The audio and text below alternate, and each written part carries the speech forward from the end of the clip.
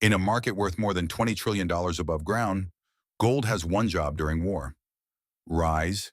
Yet in recent conflict-driven sell-offs, the metal has dropped sharply instead, at times erasing trillions in paper value, while headlines screamed of missiles, retaliation, and global instability. So how does the world's oldest safe haven start falling precisely when fear is supposed to make it stronger? That is the paradox at the center of modern finance. For decades, investors have been taught a simple rule: when the world becomes dangerous, money runs to gold. War, inflation, uncertainty, banking stress, gold is supposed to be the shelter. And usually, at first, it is. The opening phase of a geopolitical shock often sends gold higher as traders react to danger in real time. But then something else begins to happen. It's something far more important than the war itself. Because gold does not trade in a vacuum. It trades inside a global machine made of interest rates, bond yields, margin calls, currency markets, central bank policy, and enormous pools of leveraged capital.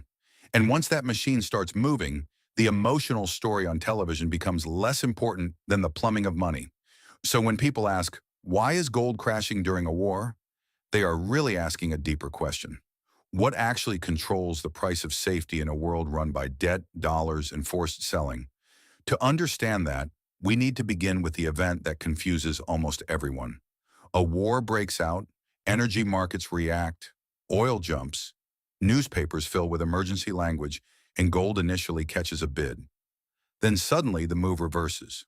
And this is where things take a surprising turn. In one recent Middle East sell-off, Reuters reported that gold posted its worst weekly performance since 1983, even as conflict fears remained active and investors were still trying to understand the next move from Washington, Tehran, and global energy markets. The metal had fallen more than 15% since the conflict began, not because war no longer mattered, but because markets had started pricing something else. That something else was interest rates. Gold does not pay income, no coupon, no yield, no dividend. It simply sits there, which is exactly why it becomes less attractive when investors can suddenly earn more from holding cash or government bonds. This is one of the most important hidden systems in the gold market. Mock economists at the Chicago Fed found that gold prices have a strong inverse relationship with long-term real interest rates. In simple terms, when inflation-adjusted yields rise, gold often falls because the opportunity cost of holding a non-yielding asset becomes more painful. Now think about what war can do to inflation. If conflict threatens oil supply, shipping routes, insurance costs, and industrial inputs, inflation expectations can rise. And if markets believe central banks will keep rates higher for longer to contain that inflation, gold can come under pressure even while the war itself grows more dangerous.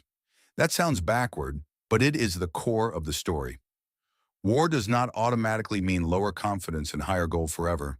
Sometimes war means more inflation, tighter monetary policy, stronger bond yields, and a stronger US dollar, and those forces can overpower the fear trade. But here's what most people don't realize.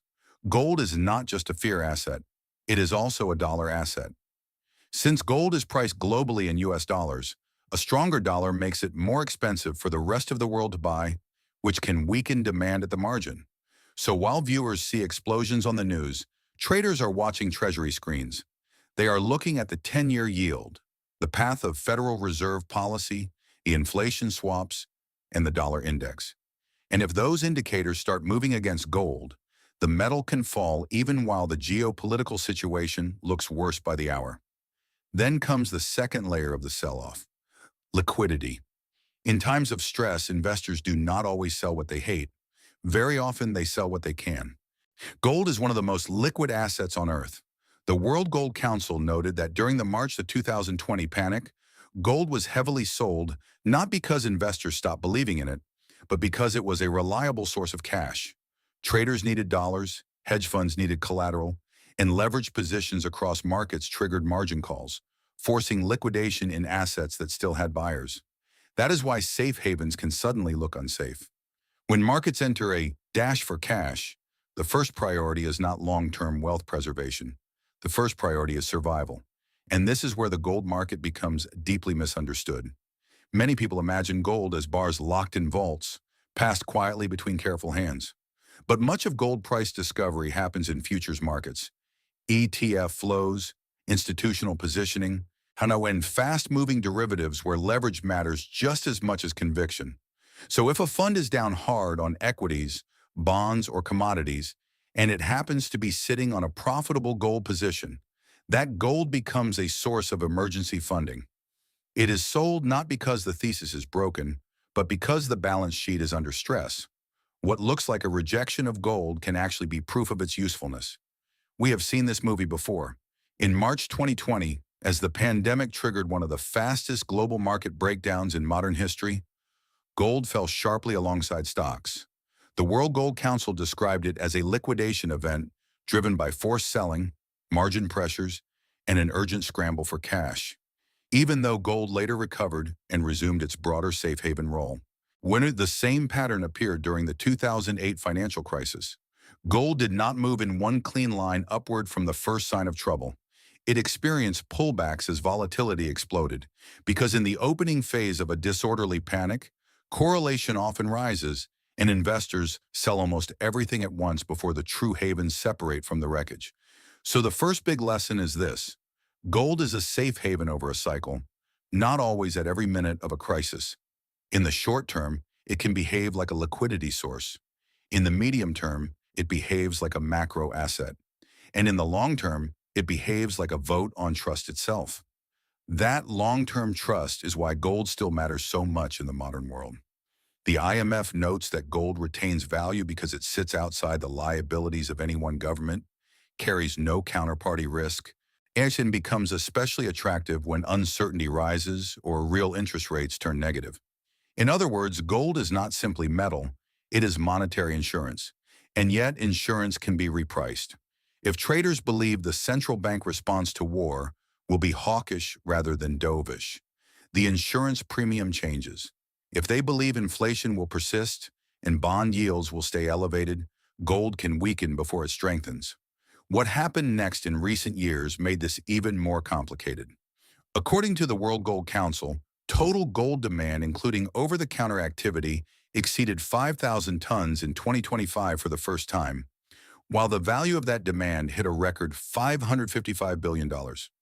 Central banks alone bought more than 863 tons, and global ETF holdings increased by 801 tons. She's showing that the structural appetite for gold remained powerful even in a highly volatile rate environment. That means the market is being pulled in two directions at once. On one side are long-term buyers, central banks diversifying reserves, investors hedging against debt and de-dollarization, and institutions treating gold as strategic insurance. On the other side are short-term forces, yields, the dollar, leverage liquidations, and algorithmic trading. This single conflict between long-term conviction and short-term mechanics explains almost everything. Gold can be fundamentally strong and still fall violently. It can be strategically wanted and tactically dumped. Now zoom out and the picture becomes even clearer. The modern gold price is not set by jewelry demand in one country or by old-fashioned fear alone. It is shaped in London, New York, central bank reserve reports, ETF custody data, futures exchanges, and sovereign balance sheets. Who is involved in this system? Central banks protecting national reserves, hedge funds chasing momentum, commodity desks arbitraging spreads, retail investors buying coins, pension funds hedging tail risk, and above them all, the bond market, still the giant gravitational force that can pull gold higher or lower, depending on what real yields do next. So what does this mean for ordinary people watching from the outside? It means a falling gold price during war does not automatically signal peace, and it does not automatically mean gold has failed. Sometimes it signals tighter financial conditions, a stronger dollar, and a market that fears central banks more than missiles. It also means headlines can be dangerously simplistic. War equals gold up is a useful television slogan, but it is not a complete model. The real model is more uncomfortable. War can push oil up, oil can push inflation up, inflation can keep rates high, high rates can lift real yields, and rising real yields can crush gold. That chain reaction matters far beyond trading desks. If gold falls because financial conditions are tightening, Borrowing costs for governments and companies can stay elevated. Emerging markets can face stronger dollar pressure. Households can feel the effects through more expensive credit, slower growth, and weaker risk appetite across the broader economy. But there is another side to this story, and it may be the most important one of all. Gold's short-term crashes often happen inside a much bigger long-term shift. Central banks have been accumulating bullion at unusually high levels in recent years, not because they expect calm, but because they expect fragmentation, more sanctions risk, more reserve diversification, and a more divided monetary order. So if war continues to make the world more fractured, gold may still remain strategically valuable even when it suffers sharp tactical sell-offs. That is the difference between price action and monetary meaning. One is what traders do this week. The other is what governments are preparing for over the next decade. And this raises the final question. If gold can fall during war, what would make it surge again? The answer is not simply more conflict. It would likely take some combination of falling real yields, the weakening confidence in fiat policy, slowing growth, or a market belief that central banks must eventually choose support over discipline. In other words, gold tends to thrive not just when the world is dangerous, but when the monetary response to that danger turns more supportive for non-yielding assets. Until then, expect volatility, expect contradictions, expect moments when the price of safety falls because the system needs cash more than comfort. Because gold is not just reacting to war, it is reacting to the architecture behind war, the cost of money, the strength of the dollar, the pressure on leverage, and the silent decisions made inside central banks and bond markets. And once you understand that, the crash stops looking mysterious. It starts looking like a warning that in modern finance, the first casualty of crisis is often not confidence, but simplicity. And when gold falls in the middle of war, the real question is no longer whether the world is afraid, but which fear the market thinks will matter most.